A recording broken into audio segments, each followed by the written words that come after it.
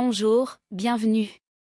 Avant de commencer, abonnez-vous à notre chaîne et laissez un cœur en commentaire sous cette vidéo. Je me suis réveillée seule, dans ce lit froid qui n'avait pas été défait d'un côté. Un silence inhabituel régnait dans l'appartement, un vide étrange. C'est là que j'ai vu l'enveloppe posée sur l'oreiller, mon prénom griffonné à la hâte. Mes mains tremblaient quand je l'ai ouverte. Les mots étaient secs, brutaux, comme une gifle. Je suis partie. J'en ai eu assez de toi. J'ai tout pris. La maison est vendue. Profite de ce qu'il te reste. J'ai relu ces phrases encore et encore, espérant y voir une erreur. Mais non. C'était sa dernière signature dans ma vie. Tout ce qu'on avait construit ensemble pendant plus de 10 ans avait disparu en une nuit.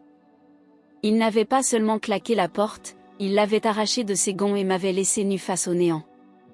Mon souffle s'est coupé, ma gorge s'est nouée, et j'ai senti mes jambes céder sous le poids de l'abandon. Il n'y avait ni explication, ni regret, juste un mépris glacé en guise d'adieu. J'étais seule. Abandonnée sans ménagement par celui qui m'appelait mon amour quelques semaines plus tôt. Mon monde venait de basculer, et je n'avais même plus un sol solide sous mes pieds. Ce que je n'avais pas compris tout de suite, c'est que cela faisait des mois qu'il préparait sa fuite. En silence, il avait transféré l'argent de nos comptes communs sur des comptes à son nom. Il avait vendu notre maison familiale sans me le dire, profitant du fait que je lui faisais confiance pour gérer nos papiers. Il m'avait tenu à l'écart, me laissant croire que tout allait bien, pendant qu'il détruisait chaque pilier de ma sécurité. En l'espace de quelques jours, je n'avais plus rien. Pas de toit, pas de compte, pas de recours. Même mon nom ne figurait plus sur le bail. Je me sentais trahie, mais surtout humiliée. Comment avais-je pu être aussi naïve? J'avais tout donné, tout supporté, pour finir comme un objet usé qu'on jette sans remords. Je n'avais pas seulement perdu un mari, j'avais perdu ma dignité, ma stabilité, ma place dans le monde. Il m'avait arraché mon présent et mon avenir avec une cruauté méthodique. Ce n'était pas une séparation. C'était une exécution à huis clos. Et le pire, c'est qu'il n'avait même pas eu le courage de me le dire en face.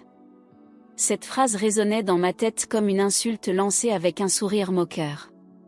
Qu'est-ce qu'il pensait qu'il me restait? Un vieux manteau, quelques vêtements froissés et un cœur brisé? J'ai regardé autour de moi. Le salon était vide, les meubles avaient disparu. Il avait même emporté les rideaux, la cafetière, les photos encadrées. Tout ce qui faisait de cet endroit un foyer avait été effacé. Il ne restait que moi, au milieu des murs nus, les mains vides et le regard noyé. Je me suis assise à même le sol, incapable de pleurer. Il avait même pris le temps de m'effacer avant de partir. Pas un mot sur ce que j'avais fait pour lui, sur les années de sacrifice. Rien. Juste ce ton sec, ce mépris déguisé en message d'adieu. Cette phrase me suivait comme une malédiction, profite de ce qu'il te reste. Et moi, je ne voyais rien. Je croyais que je n'étais plus rien. Mais ce qu'il avait oublié, c'est que même brisée, une femme peut se relever. Il avait tout pris, sauf ma force. Je l'ai appris quelques jours plus tard, par un message anonyme envoyé sur les réseaux. Une photo les montrait main dans la main, souriant comme deux adolescents en vacances. Elle travaillait avec lui depuis 1 an, et selon certaines personnes, leur liaison ne datait pas d'hier. J'avais eu des soupçons, mais chaque fois que je lui posais une question, il m'accusait d'être paranoïaque. Il rentrait tard, prétextait des réunions ou des dîners professionnels, pendant que moi je préparais le repas seul, l'attendant avec espoir. Je croyais encore en nous, malgré les silences, les regards fuyants. Et lui, pendant ce temps, construisait déjà sa nouvelle vie. Ce fut un coup de poignard supplémentaire. Il ne m'avait pas seulement abandonné matériellement, il m'avait aussi trahi dans ce qu'il y avait de plus intime. Il m'avait remplacé sans hésitation, comme on change de téléphone. Je pensais être indispensable, mais j'avais été effacée sans un remords. Elle était plus jeune, plus disponible, sans enfant, sans histoire. Il avait choisi la facilité, pendant que moi je portais les cicatrices de nos années de lutte. J'étais devenue invisible à ses yeux, un poids qu'il s'était enfin libéré de porter. Cette vérité me brûlait la peau. Mais je n'avais pas le luxe de m'effondrer. Il me disait que la période était difficile, qu'il fallait se serrer la ceinture. Je croyais ces mots, et je faisais attention à tout, j'achetais les produits en promotion, je réduisais les portions, je reportais mes soins médicaux. Il avait même exigé que je quitte mon emploi pour économiser la nounou, et depuis, je gérais seule la maison, sans revenu propre. Je me prêtais au jeu, croyant protéger notre avenir.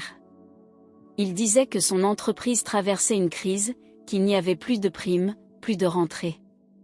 Et moi, je vivais dans le manque, pendant que sa maîtresse portait des sacs de luxe. Je me souviens encore de ce jour où je n'ai pas pu acheter mes médicaments pour l'hypertension. Je suis rentrée à pied, les jambes lourdes, la tête pleine de vertige.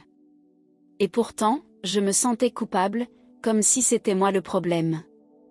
Il avait réussi à me faire croire que je vivais au-dessus de nos moyens, que mes besoins étaient exagérés. Je me privais de tout, je m'effaçais chaque jour un peu plus pour qu'il ne manque de rien. Et dans mon silence, il trouvait la liberté de me trahir, de me voler, de me mépriser. J'étais devenue l'ombre de moi-même sans même m'en rendre compte. Je n'avais jamais signé de contrat, jamais exigé de preuve d'équité. Je faisais confiance, tout simplement. Quand on aime, on ne pense pas à se protéger. Il disait que tout était pour la famille, que le nom n'avait pas d'importance. Alors j'ai tout accepté, les papiers à son nom, les décisions prises sans moi, les signatures que je ne voyais jamais. Et maintenant que tout s'était effondré, je découvrais que légalement, je n'existais pas. Pas de recours, pas de dossier, pas de traces. C'était comme si je n'avais jamais vécu ici. Les voitures? Parties. Le compte commun? Vidé. L'épargne? Dissoute. Même les factures du foyer étaient laissées à mon nom. Il s'était arrangé pour disparaître en me laissant toutes les dettes et aucun droit.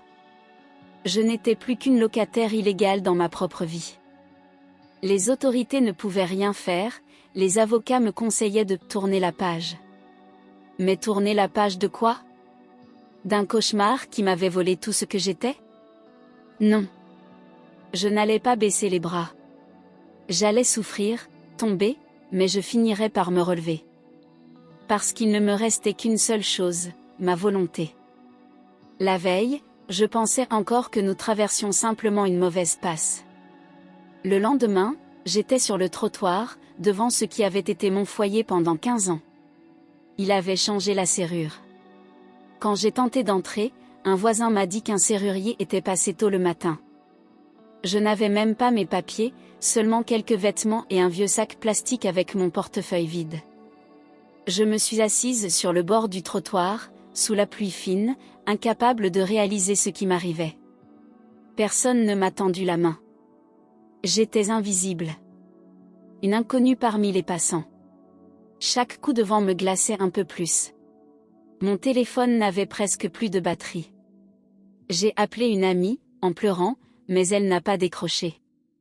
Il ne me restait qu'un nom en tête, Madame Jacqueline, une voisine âgée qui m'avait toujours traité avec gentillesse.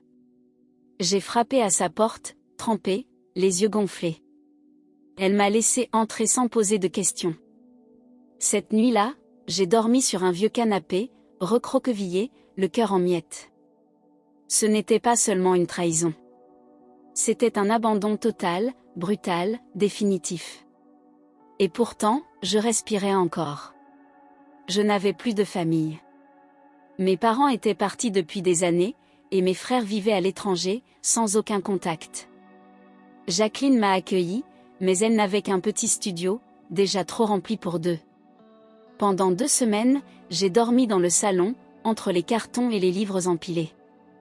Je me réveillais avant elle pour ne pas déranger, je faisais la vaisselle, j'essayais de me rendre utile. Mais au fond, je me sentais comme un poids de trop. J'avais perdu tout repère. Même me regarder dans le miroir me faisait peur. Chaque jour, je sortais marcher pour chercher du travail, sans savoir par où commencer. Mon CV était vide depuis qu'il m'avait convaincu de tout arrêter pour m'occuper de la maison. Les recruteurs me regardaient avec pitié ou indifférence. Je sentais mon corps s'affaiblir, mon esprit s'assombrir. J'avais envie de crier, de hurler ma douleur, mais je gardais tout en moi. Le soir, je retournais chez Jacqueline, souriante, comme si de rien n'était. Je ne voulais pas qu'elle voie l'étendue de ma détresse. J'avais honte. Honte d'avoir tout perdu, à cause d'un homme que j'aimais. Avec les quelques pièces qu'il me restait, j'achetais du pain rassis à la boulangerie, en suppliant qu'on me fasse crédit.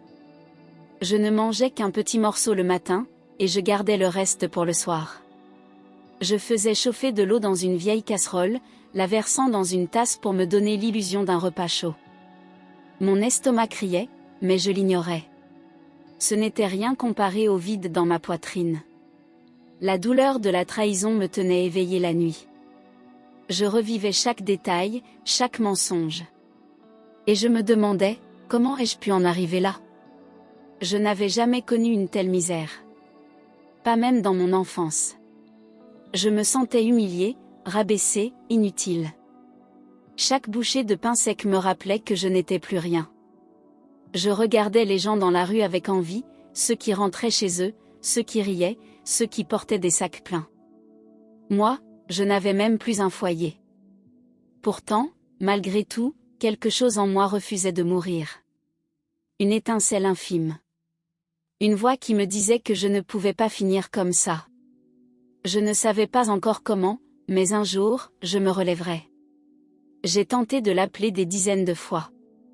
J'avais besoin de comprendre, de lui parler, de lui demander pourquoi. Mais il m'a bloqué sur tout, téléphone, réseaux sociaux, email. Même nos amis communs m'ont dit qu'il leur avait interdit de me donner de ses nouvelles. Pour lui, j'étais devenue une erreur, un poids qu'il avait enfin réussi à faire disparaître. Il disait à qui voulait l'entendre que j'étais instable, que je l'empêchais d'avancer, que je vivais dans le passé. Il retournait toute la situation, effaçant ses fautes pour m'en accuser. J'ai entendu ces mots, un jour, par hasard, dans la bouche d'un ancien collègue. Elle l'étouffait, tu comprends? Il a enfin trouvé la liberté. Ces phrases m'ont détruite. Moi qui l'avais soutenu quand il n'avait rien, moi qui avais sacrifié mes projets pour les siens. J'étais devenue la folle, la possessive, la femme à oublier. Il salissait mon nom pendant que je survivais. Chaque mensonge qu'il racontait rendait ma chute plus douloureuse. Mais même à terre, je savais une chose, la vérité finit toujours par remonter à la surface. Un jour, il aurait à me regarder dans les yeux. Je marchais depuis des heures, distribuant des CV dans des boutiques, des cafés, n'importe où. Le froid me brûlait les joues, mes chaussures étaient trempées. Et puis, en passant devant une vitrine de pharmacie, j'ai levé les yeux. J'ai vu une femme aux cheveux emmêlés, au regard vide, au visage creusé. Je suis restée figée. C'était moi. J'ai reculé d'un pas, choquée par mon propre reflet. Ce n'était pas la femme forte, joyeuse et pleine de vie que j'avais été. C'était une inconnue brisée. J'ai senti une larme rouler sur ma joue, silencieuse. Pas de sanglots, pas de cris. Juste une douleur froide, profonde. J'étais tombée si bas que même moi je ne me reconnaissais plus. C'est à cet instant précis que quelque chose en moi s'est réveillé. Un murmure intérieur, presque imperceptible, qui disait « Tu ne peux pas rester comme ça ». Ce n'était pas un plan, ni une force soudaine. C'était une prise de conscience lente, douloureuse, mais vitale. Il m'avait volé tout ce que j'avais, sauf ma capacité à renaître. Je suis rentrée chez Jacqueline, j'ai pris une feuille de papier et j'ai écrit 2 colonnes, ce que j'avais perdu, et ce qu'il me restait. La première était longue, accablante, maison, argent, dignité, confiance. La seconde n'avait qu'un mot, moi. Et pourtant, ce petit mot valait plus que tout. J'étais encore en vie. Brisée, oui, mais debout. Et tant que je pouvais respirer, je pouvais avancer. J'ai décidé que ce jour-là serait le premier d'une autre vie. Je n'avais pas de plan magique, pas de solution miracle. Mais j'avais cette rage muette, cette colère froide qui donne du courage. J'ai commencé à chercher du travail avec plus d'insistance, à frapper à toutes les portes, même celles que je n'aurais jamais osé approcher avant. J'ai accepté que ce serait dur, humiliant parfois. Mais je ne voulais plus survivre. Je voulais vivre. Je voulais me reconstruire avec mes mains, avec ma sueur, avec mes cicatrices. Et personne, plus jamais personne, ne m'écraserait sans que je me relève. C'était un petit hôtel familial en périphérie. J'ai vu l'annonce sur un vieux panneau en bois, écrit à la main. Je suis entrée, la tête baissée, et j'ai demandé s'il cherchait toujours quelqu'un. Le gérant m'a regardé, hésitant, puis il m'a demandé si je savais nettoyer. J'ai dit oui, même si mes mains tremblaient. Le lendemain, j'étais là à 6 heures, avec un seau, des gants et cette peur d'échouer. Je nettoyais les toilettes, les chambres, les couloirs, en silence. Et chaque trace que j'effaçais sur les murs, j'avais l'impression d'en effacer aussi un peu sur mon cœur. Au début, c'était dur. Mon dos me faisait souffrir, mes pieds saignaient, et mon estomac criait. Mais je ne me suis jamais plainte. J'étais reconnaissante d'avoir enfin un endroit où me rendre chaque matin. C'était peu payé, presque rien, mais c'était à moi. J'avais une routine, un réveil, une fonction. Et dans les regards discrets des clients, je retrouvais peu à peu un fragment de mon humanité. J'avais été humiliée, trahie, jetée, mais là, entre deux étages, je commençais à recoller les morceaux. J'étais encore loin de la lumière, mais je n'étais plus dans l'obscurité totale. Même les jours de pluie glaciale, même les matins de fièvre, j'étais là. Je me levais avant le soleil, je mettais mes chaussures trouées et je marchais jusqu'à l'arrêt de bus. À l'hôtel, personne ne me félicitait, mais on remarquait que les draps étaient toujours impeccables, que les clients souriaient en quittant leur chambre. Je rentrais le soir éreintée, mais fière. Je n'avais rien, mais j'étais digne. Mon corps portait les marques de l'effort, mais mon regard se redressait. Je redevenais femme, pas seulement victime. J'évitais les miroirs, mais je sentais que quelque chose changeait en moi. La souffrance ne m'écrasait plus, elle me renforçait. Chaque jour de travail était une victoire silencieuse contre ce qu'il avait voulu que je devienne, une ombre. Je n'étais plus la femme abandonnée, j'étais la femme qui se battait. Les autres femmes de ménage ont fini par m'inviter à déjeuner avec elles, partageant leurs histoires, leurs douleurs. On riait parfois. De vrais rires. Et ces petits moments m'ont redonné goût à l'idée d'un avenir. Un avenir que je construirais seule, à la force de mes bras. Il venait souvent pour affaire, toujours avec le même costume bien taillé et un carnet à la main. Il me saluait poliment, sans condescendance, et un jour, il m'a observé longuement alors que je faisais briller les vitres. Il m'a dit, « Vous travaillez avec rigueur. Vous cherchez autre chose ?» J'ai hésité, la voix tremblante, puis j'ai dit oui. 2 semaines plus tard, je commençais dans sa boutique d'objets artisanaux comme assistante. Il m'a appris à faire les commandes, à accueillir les clients, à tenir les comptes. C'était nouveau, intimidant, mais j'apprenais vite. Lui ne posait pas de questions sur mon passé, et je ne disais rien. Il ne me regardait pas avec pitié, seulement avec exigence. Et pour la première fois depuis longtemps, je me suis sentie utile, respectée. Il me disait parfois que j'étais la meilleure chose arrivée à son commerce depuis des années. J'en rougissais, mais intérieurement, ces mots guérissaient des plaies profondes. J'avais encore des nuits sans sommeil, encore des cicatrices invisibles, mais j'étais en mouvement.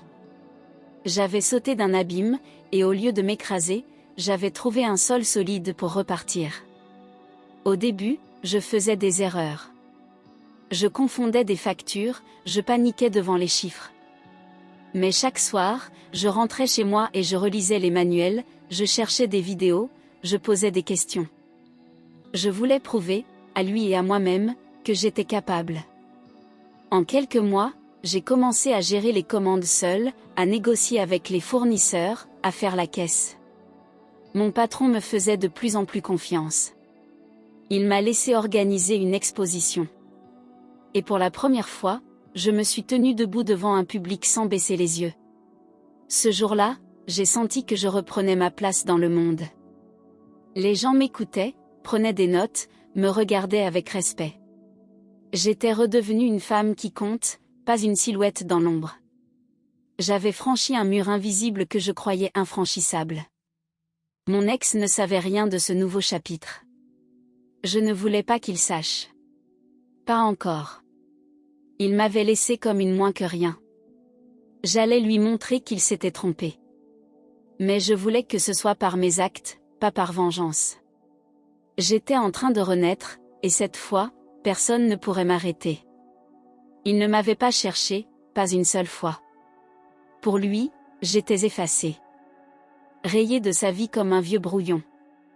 Il continuait à vivre avec sa nouvelle compagne, postant des photos de voyage, de dîner, de rire.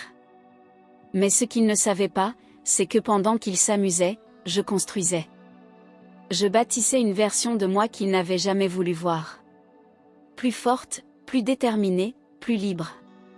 Chaque jour sans lui était une victoire. Je reprenais le contrôle, centimètre par centimètre, sans bruit, sans cri. Je ne parlais pas de lui à mes collègues. Il était devenu un fantôme, un souvenir amer que je ne nourrissais plus. Mais dans le secret de mes pensées, je me souvenais de chaque humiliation. Pas pour souffrir. Pour me rappeler d'où je venais. Mon élan venait de là, de cette douleur que j'avais transformée en carburant.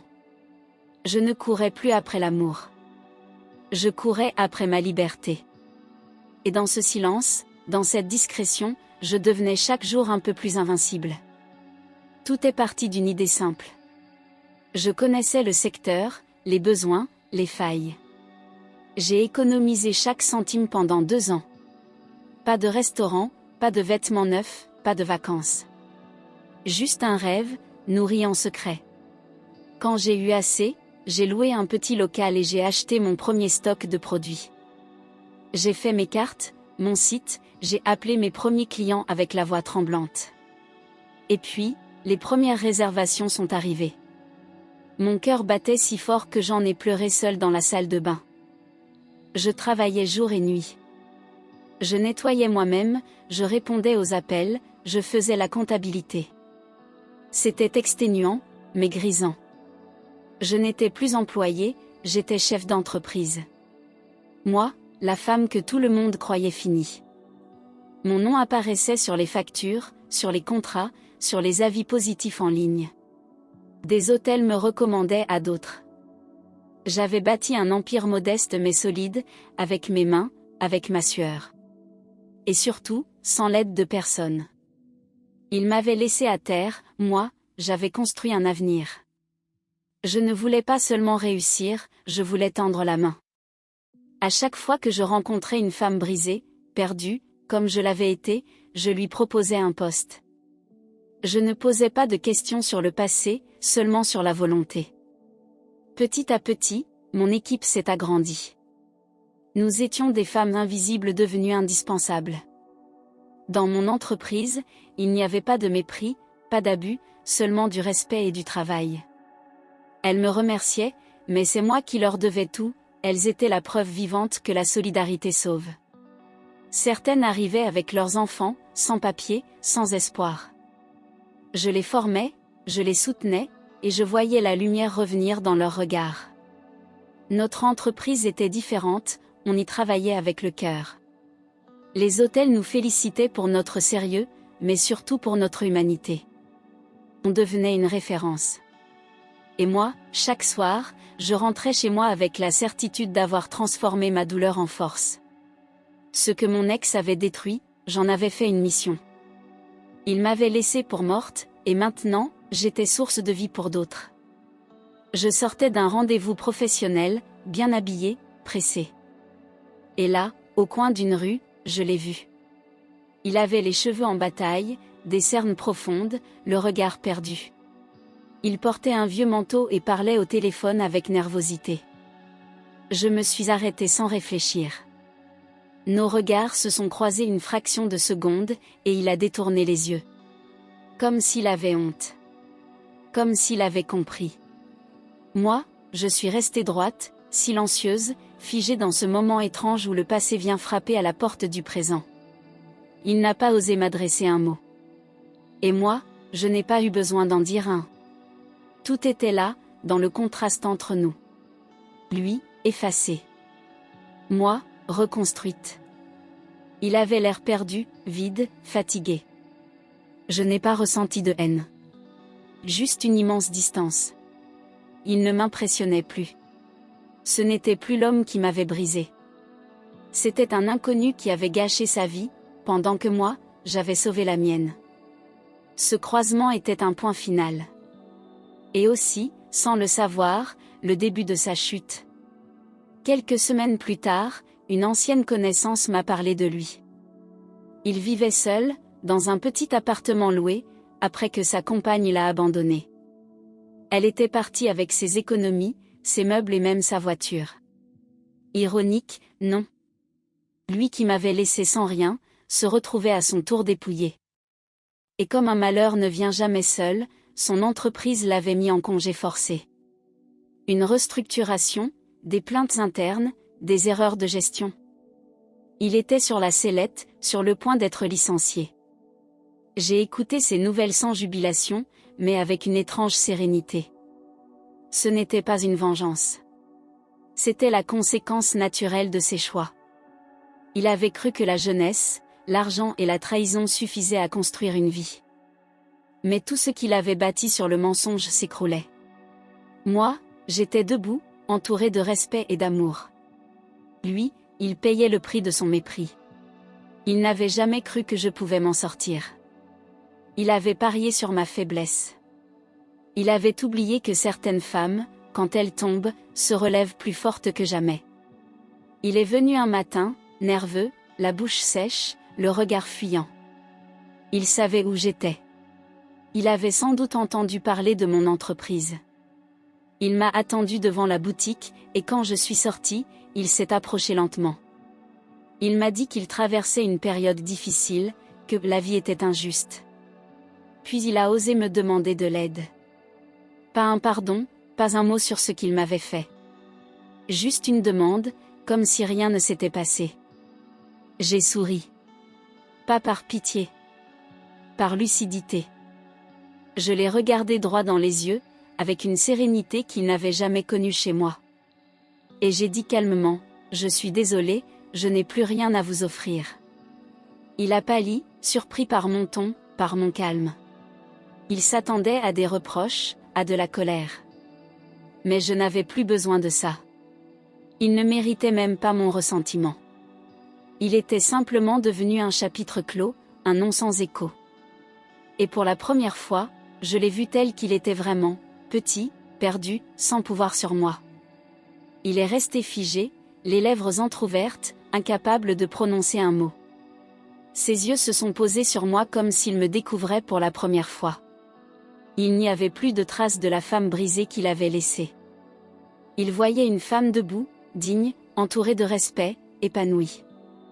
Et soudain, dans son regard, il y avait de la peur. Pas la peur de moi.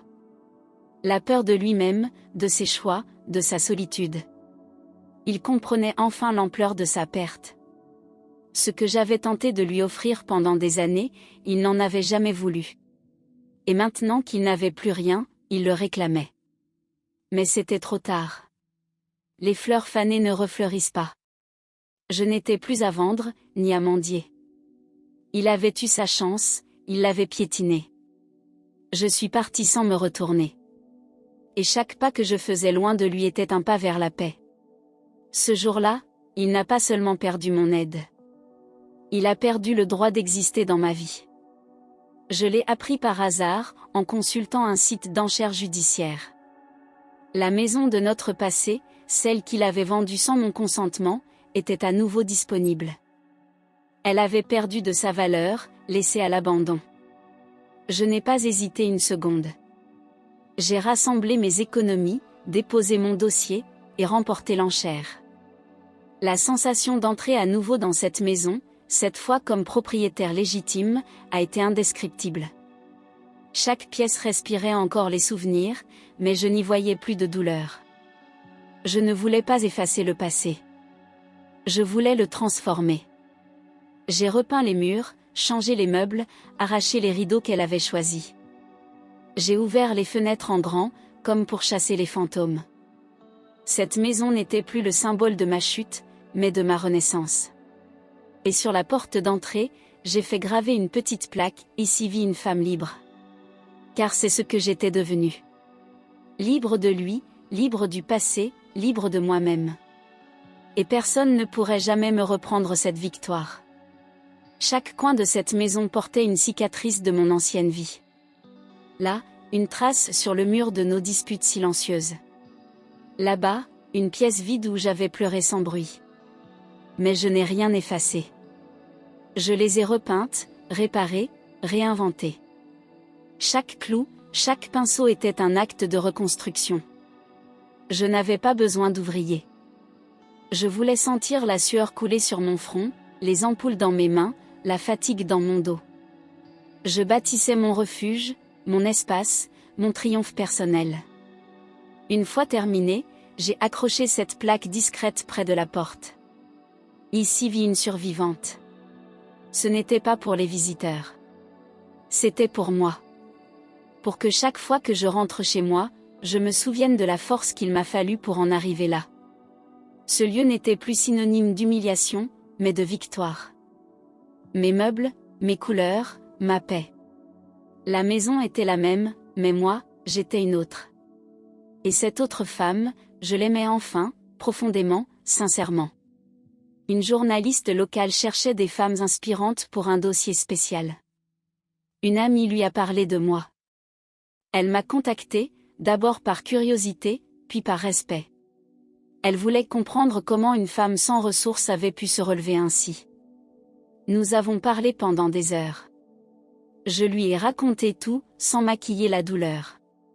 Elle m'a écoutée, bouleversée, et m'a dit que cette histoire devait être lue. Quelques semaines plus tard, mon visage était en couverture du supplément du dimanche. Le titre disait simplement « Elle s'est relevée seule ». Et les retours ont été immédiats. Des femmes m'écrivaient pour me remercier, pour partager leurs propres souffrances, pour dire qu'elles retrouvaient espoir. Des hommes aussi, parfois, qui regrettaient leurs erreurs. Je n'étais plus seulement une femme trahie. J'étais devenue un symbole de résilience. Et tout cela, sans vengeance, sans haine. Juste avec courage. Et ça, aucun article, aucun trophée, ne pourra jamais l'exprimer pleinement. Quand il m'a laissé, j'ai cru mourir. J'ai cru que tout s'arrêtait là, que plus rien ne valait la peine. Mais cette douleur m'a arraché à mon ancienne vie, à mes illusions, à ma dépendance. Elle m'a déchiré, oui. Mais elle m'a aussi réveillée. J'ai appris à respirer sans lui. À marcher seule. À croire en moi, non parce qu'on me le disait, mais parce que je l'avais prouvé. Chaque chute m'a poussée plus haut, chaque larme m'a rendue plus forte. Je ne remercierai jamais la trahison. Mais je peux remercier ce qu'elle a révélé en moi. J'ai compris que parfois, il faut tout perdre pour se retrouver. Que l'abandon peut devenir le point de départ d'une liberté insoupçonnée. J'ai appris à m'aimer sans condition, à me reconstruire sans modèle, à me choisir sans peur. Et aujourd'hui, quand je repense à tout ce chemin, je ne ressens plus de peine. Juste de la fierté. Car ce que j'ai bâti, aucune tempête ne pourra plus jamais l'emporter. Ces mots, je les ai gardés gravés dans ma mémoire, profite de ce qu'il te reste. Il croyait m'avoir laissée détruite, vidée, sans rien. Mais ce qu'il ne savait pas, c'est que parfois, quand on perd tout, on gagne l'essentiel. Ce qu'il me reste, c'est une entreprise florissante, un foyer rempli de paix, des femmes fortes à mes côtés, et surtout, moi-même. Ce qu'il me reste, c'est une dignité qu'il n'a jamais pu m'enlever. Une force née dans la douleur, mais construite sur la vérité. Et cette vérité, c'est que je n'avais jamais eu besoin de lui pour exister. Il m'a regardé comme on regarde quelqu'un qu'on croyait incapable de survivre. Mais moi, je n'ai pas survécu. J'ai vécu. Intensément, librement, profondément. Je me suis reconstruite avec mes larmes, avec mes mains, avec mon courage. Et aujourd'hui, Chaque matin, je me lève en sachant que je ne dois rien à personne. Je suis le fruit de mes choix, de mes luttes, de mes cicatrices. Il a voulu me jeter dans le vide. Moi, j'y ai appris à voler. Et ça, c'est le plus beau des triomphes.